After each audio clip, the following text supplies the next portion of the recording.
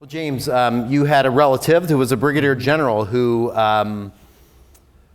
held kind of his military service at a distance. He didn't glamorize it, and this impacted you. Yeah, it did. I think that there's a part of Othello that is very, he's confident and he's got a degree of hubris and he can come into a room and kind of own the room, But in having conversations with my relative, I realized first, he didn't really want to talk much about it. It just wasn't a point of pride. It wasn't something that he'd show off, as far as the stars that he may have gotten or the accolades that he received. It wasn't really something that he showed off. It was something that he worked hard for as far as protecting our country and as far as doing the work that he believed was his job.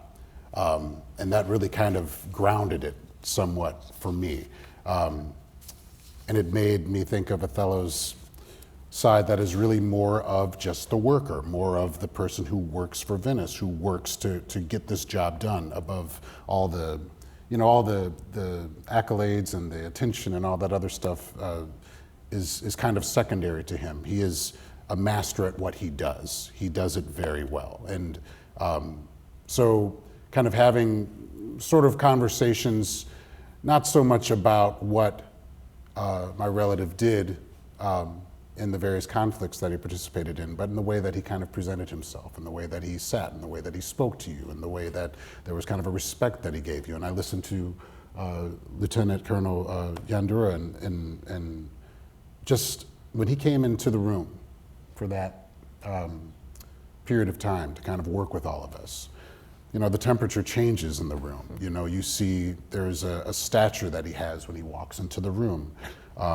that makes you stand up straighter, and that makes you realize that these aren't people who are, just from our imaginations. These are soldiers. These are real people who exist in real life, and they have a way that they walk, and they have a way that they talk, and a way that is extremely confident, without needing to put on an air, And I think that that's something that I learned really for Othello right off the bat, that he doesn't really have to show off.